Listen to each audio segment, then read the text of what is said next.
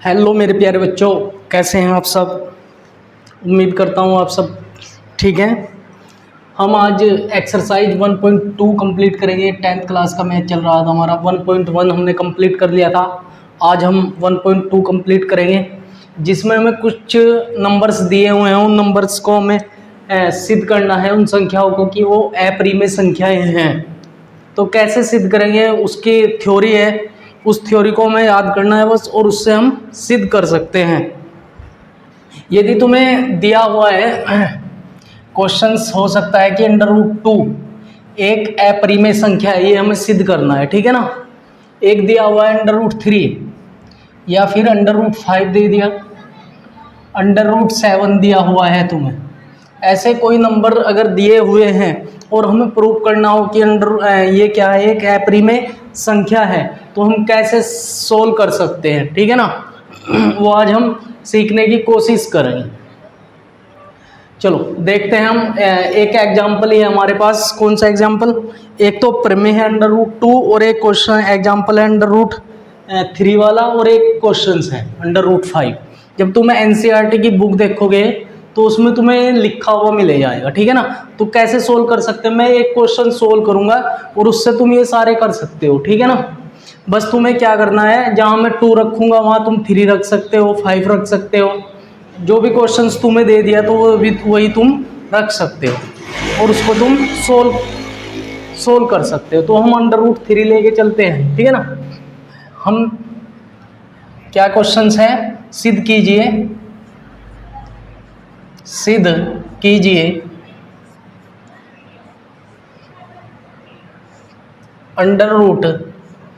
या इनमें से कोई भी हो सकता है, एक अपरिमेय संख्या है, अपरिमेय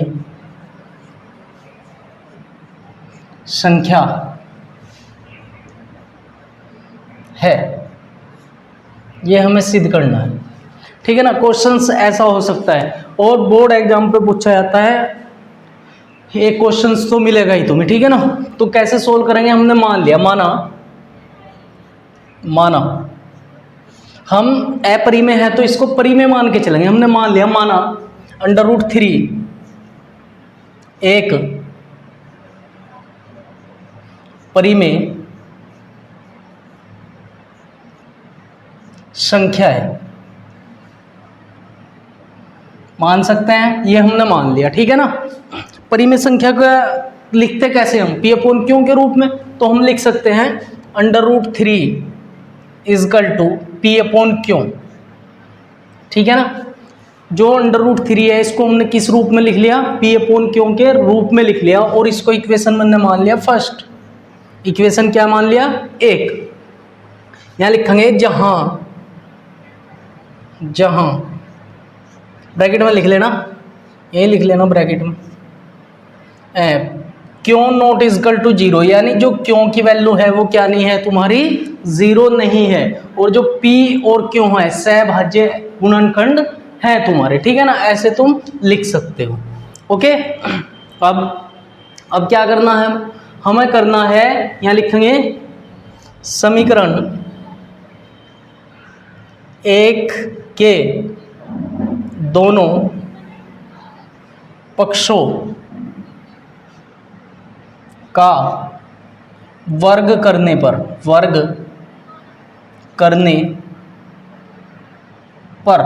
कर दो जरा। जब मैं इसका वर्ग करूंगा तो ये हो जाएगा √3 का स्क्वायर बराबर P²/Q², ऐसे लिख सकते हैं, ठीक है ना। इसका स्क्वायर हो जाएगा 3 का, √3 का 3 = P²/Q², ऐसे लिख सकते हैं ना। अब ये नोट करो जरा,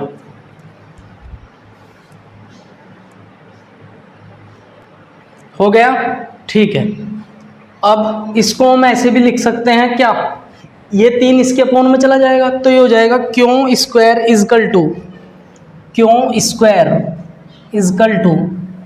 P²/3 लिख सकते हैं ना। P²/ ये 3 यहां पर आ गया, क्यों इधर आ गया, तो हम यहां लिखेंगे, यहां लिख दो ना, चूंकि P² 5 से विभाज्य है या विभाजित है,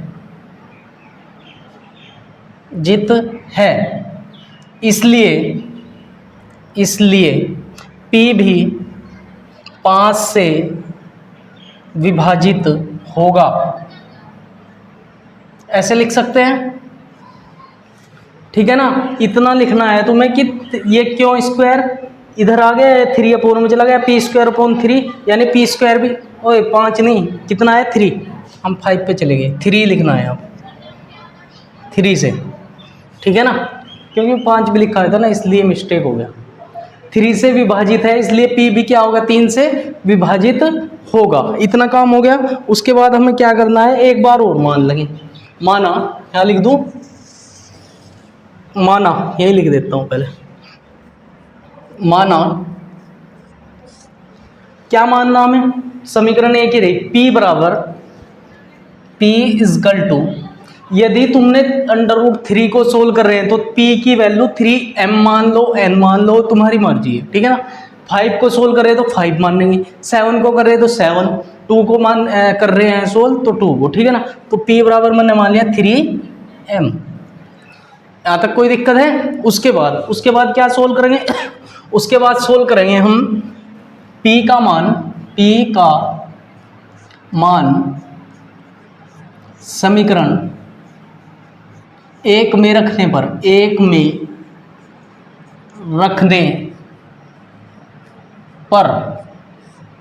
समीकरण 1 क्या है हमारी, √3 = p/q, यही तो है। p की वैल्यू जब मैं रखूंगा तो हो जाएगा √3 = 3m/q, ये हो सकता है। ये आ गया इक्वेशन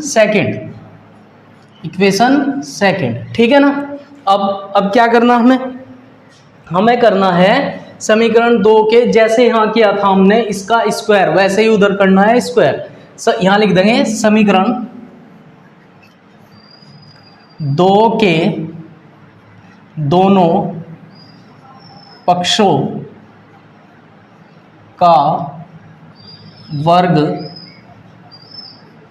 करने पर, करो जरा, क्या हो जाएगा, ये हो जाएगा √3 का स्क्वायर = 3m का स्क्वायर अपॉन q का स्क्वायर। इसको सोल्व करेंगे, ये हो जाएगा 3 = 9m² q²। यहाँ से यदि मैं q की स्क्वायर की वैल्यू निकाल लूँ तो ये जाएगा q² = 9m²/3, ठीक है ना। अब यहाँ लिखेंगे हम चूंकि, क्या लिखेंगे, यहाँ लिखेंगे चूंकि 9m² 3 से विभाजित है, 3 से विभाजित है, इसलिए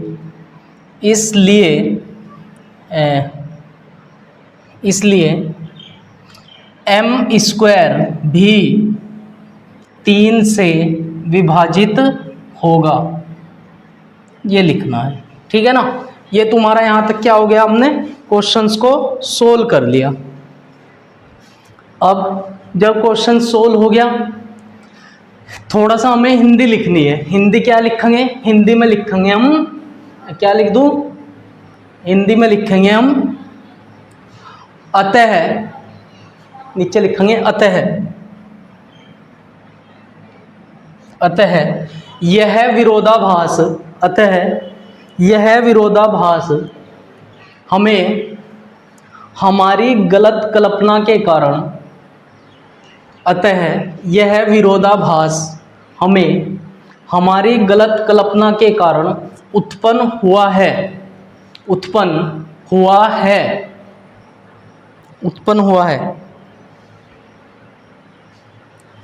हमारी कल्पना असत्य है, अतः √3 एक अपरिमेय संख्या है। √3 एक अपरिमेय संख्या है, ठीक है ना। ये तुम्हारा क्वेश्चंस तुमने सोल्व कर दिया, 3 नंबर का पेपर मांगता है, ठीक है ना। इतना सा क्वेश्चन करना है तुम्हें, बस ध्यान रखना है। यदि यहाँ 3 पूछ लिया तो 3 के लिए ही सोल्व करना, 3 के लिए। यहाँ 3 5 पूछ लेगा तो 5 लिख देना, ठीक है ना। बस यहाँ पे कितना हो जाएगा, 25 हो जाएगा स्क्वायर, ठीक है। तो ये सारे क्वेश्चंस जो तुम्हारे √2, √3, √5, √7 या ऐसा कोई आ जाए जो अपरिमेय संख्या है, उसको सिद्ध करना होगी ये अपरिमेय संख्या है, तो उसकी थ्योरी ये है, ठीक है ना। कर सकते हो सोल्व। चलो अब एक टाइप के और क्वेश्चंस हैं, उनको भी हम सोल्व करेंगे। इसको रफ कर दो पहले,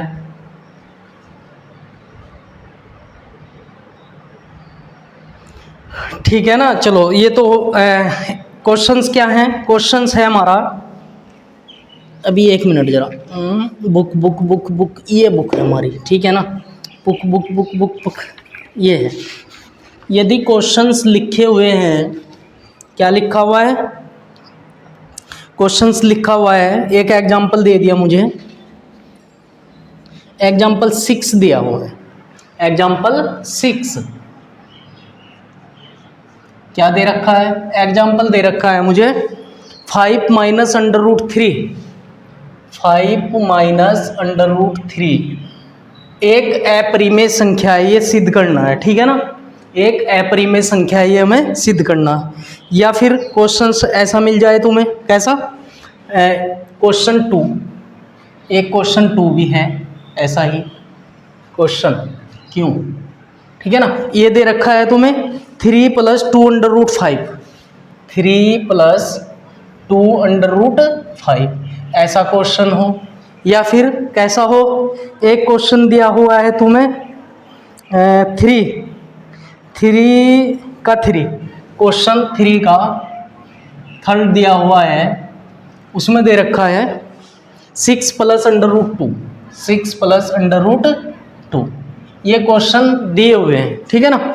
हमें सिद्ध करना कि ये एक अपरिमेय संख्या है, तो कैसे हम सिद्ध कर सकते हैं वो हमें देखना है, ठीक है ना। चलो एक कर दो इनमें से कोई सा, तो वैसे ही तुम उसको कर लेना, देखो कैसे करेंगे। ये कर लेते हैं हम, मान लिया, माना, सब में मानना है ऐसे ही, माना 5 - √3 एक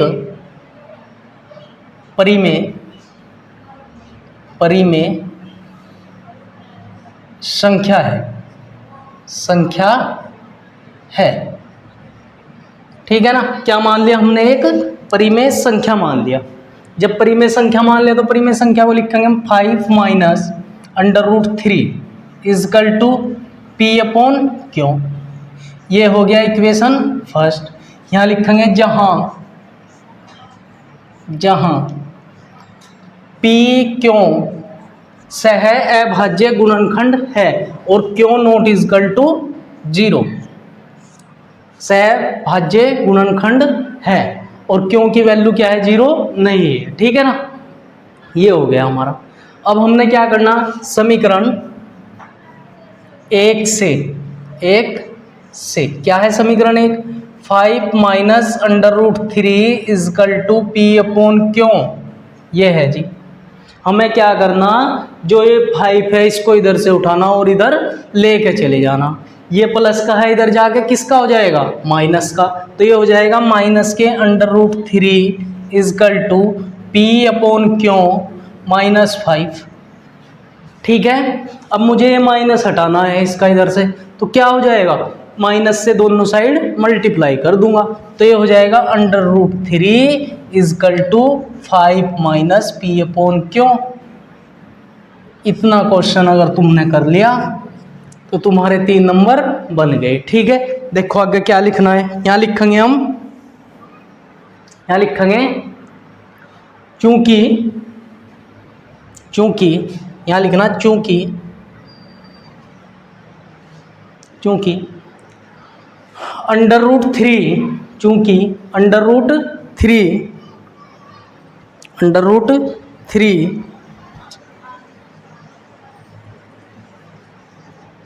√3 एक अपरिमेय संख्या है, चूंकि √3 एक अपरिमेय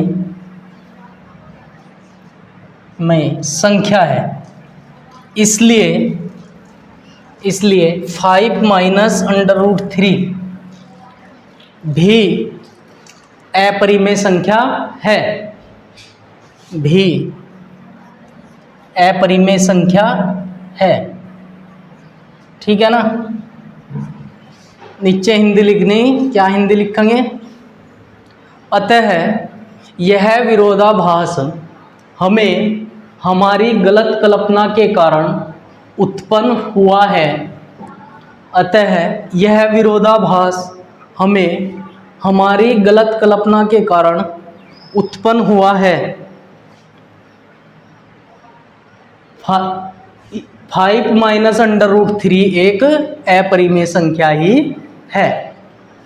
देखो जब इसे सोल्व करोगे 6 + 2, तो यहाँ 6 + 2 हो जाएगा, ये 6 इधर चला जाएगा, ठीक है ना। तो इधर बचेगा अंडर रूट 2। तो अंडर रूट 2 भी क्या है? एक अपरिमेय संख्या है, तो उसका भी लिख देंगे हम। अंडर रूट 2 क्या है? एक अपरिमेय संख्या है। ऐसे ही इसको सोल्व करेंगे, ये इधर चला जाएगा। करूं? चलो देखो जरा, हमने मान लिया, माना 3 + 2 अंडर रूट 5 एक अपरिमेय संख्या है, परिमेय संख्या है, एक परिमेय संख्या है। ठीक है ना। परिमेय संख्या क्या लिखूंगा मैं? 3 + 2 अंडर रूट 5 = p/q लिख सकते हैं। यहाँ लिखेंगे जहाँ p क्यों सहभाज्य गुणनखंड है, लिख दोगे सहभाज्य गुणनखंड है, और क्यों नॉट = 0। ठीक है। इसको सोल्व करेंगे, इसको इक्वेशन भी मानना, फर्स्ट मान लिया मैंने। ये हो जाएगा समीकरण 1 से, समीकरण 1 से क्या हो जाएगा? समीकरण 1 से 3 + 2 अंडर रूट 5 = p/q। इस 3 को उधर लेके चले जाएंगे, हो जाएगा 2 अंडर रूट 5 = p/q -3। ठीक है। इस 2 को भी इधर से उठाना हमें, ये हो जाएगा अंडर रूट 5 = p/q -3/2। ठीक है। और ये अपोन में चला गया इनके, यानी ये 2 क्यों और इधर आके अपोन में 2। ठीक है। ऐसे हो सकता है, या ऐसे ना लिखो, 1/2 लिख लो, इधर आ गया। ठीक है। जब ये 1/2 आ गया तो क्या हो जाएगा? अंडर रूट 5 बचा इधर, अंडर रूट 5 क्या बचा?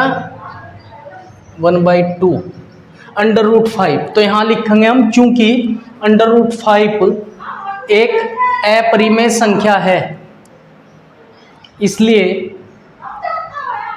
3 + 2 अंडर रूट 5 भी एक अपरिमेय संख्या ही है। ऐसे लिख दें, अंडर रूट 5 एक अपरिमेय संख्या है, इसलिए 3 + 2 अंडर रूट 5 भी एक अपरिमेय संख्या ही है, अपरिमेय संख्या ही है। अतः यह विरोधाभास हमें हमारी गलत कल्पना के कारण उत्पन्न हुआ है।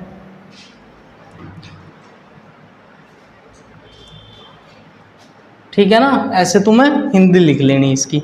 चलो हो गया।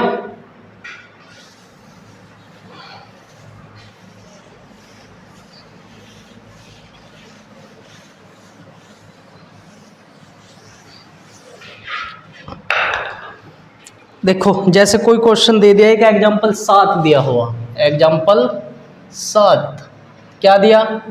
इसमें दिया तुम्हें 3 अंडर रूट 2 सिद्ध करना, 3 अंडर रूट 2। एक क्वेश्चन दिया, कौन सा क्वेश्चन? 7 अंडर रूट 5 थर्ड का सेकंड, 7 अंडर रूट 5 ये दे रखा है। ठीक है। और क्या दिया? ये क्वेश्चन दिए हुए 2, तो इनको भी करने का तरीका क्या है? परिमेय संख्या मान लेंगे। हमने मान लिया, माना 3√2 एक परिमेय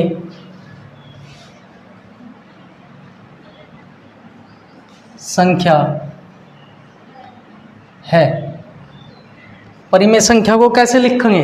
परिमेय संख्या को लिखेंगे 3√2 इजकल टू पी अपॉन क्यों, समीकरण नंबर 1 यहाँ लिखेंगे, जहाँ क्यों नॉट इजकल टू 0 और ये क्या है, सहभाज्य गुणनखंड है या सहभाज्य है। ठीक है ना, यहाँ से इसको 3 को उठाएंगे, इधर लेके चले जाएंगे, हो जाएगा √2 इजकल टू पी अपॉन 3 क्यों। ठीक है, इतना हो गया। जब इतना हो गया तो हम लिखेंगे चूंकि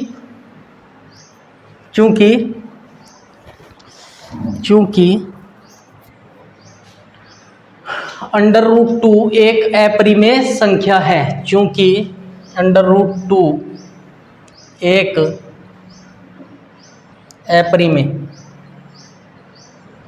अपरिमेय संख्या है,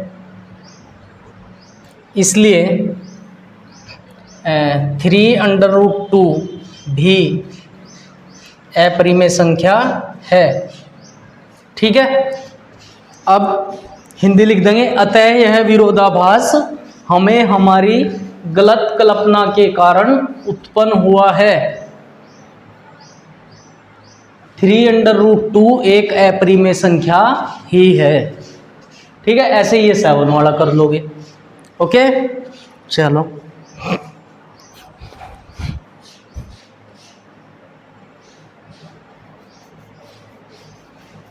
हो गया। ठीक है, नेक्स्ट देखो कैसे करना है।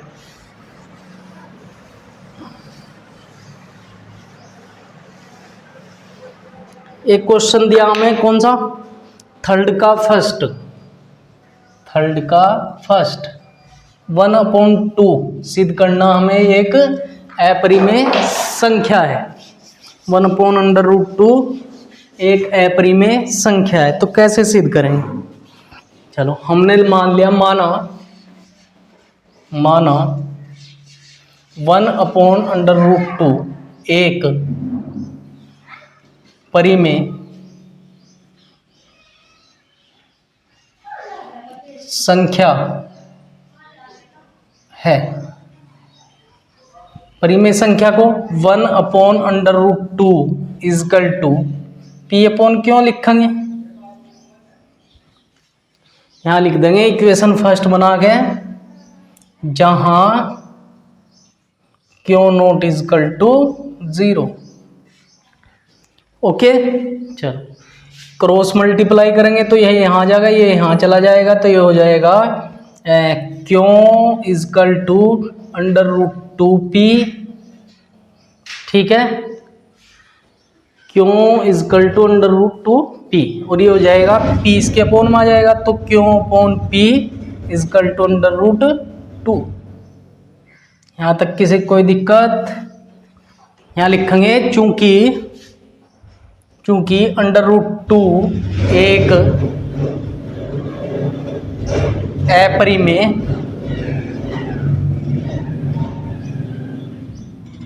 संख्या है, इसलिए 1/√2 भी अपरिमेय संख्या है। ठीक है, नीचे लिख देंगे, अतः यह विरोधाभास हमें हमारी गलत कल्पना के कारण उत्पन्न हुआ है। गलत कल्पना के कारण उत्पन्न हुआ है।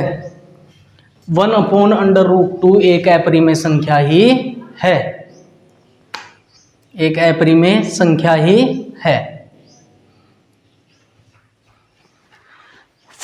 फर्स्ट चैप्टर हम पढ़ रहे थे वास्तविक संख्या। ठीक है ना, फर्स्ट पॉइंट हमने कंप्लीट पिछली वीडियो में कर लिया था, और फर्स्ट पॉइंट 2 ये कंप्लीट हो गया हमारा। अगर किसी को कोई भी प्रॉब्लम हो तो वो मैसेज कर सकता है, कमेंट में लिख सकता है। ठीक है ना, और वीडियो के ज़्यादा से ज़्यादा शेयर करना, लाइक सब्सक्राइब करना। और नेक्स्ट क्लास में हम चैप्टर 2 पढ़ेंगे 2.1 और 2.2 10th क्लास, ठीक है ना। हम ज़्यादा से ज़्यादा वीडियो बनाने की कोशिश करेंगे और 12th क्लास का भी मैथ 11th का भी मैथ हम सोल्व करेंगे। और इसी चैनल पे तुम्हें रीजनिंग अगर पढ़ना है तो तुम इस चैनल पर रीजनिंग भी पढ़ सकते हैं। हमारी जो क्लास चल रही है वो घड़ी की क्लास चल रही है, घड़ी से रिलेटेड जितने भी क्वेश्चंस हैं उनको हम सोल्व कर रहे हैं, ठीक है ना। और घड़ी की तो हमारी समाप्त हो गई लगभग, अब हमें कैलेंडर पढ़ेंगे। अगर किसी को भी पढ़ना हो या तुम्हारा रिलेटिव कोई हो जिसको पढ़ना हो कैलेंडर रीजनिंग, तो इस चैनल पर पढ़ सकता है। और कंपटीशन का मैथ भी हम कराते हैं चैनल पर, और जिसको भी पढ़ना है तो वो पढ़ सकता है। वीडियो को ज़्यादा से ज़्यादा शेयर कर देना, ठीक है ना, जो तैयारी कर रहे हैं। Okay, all the best.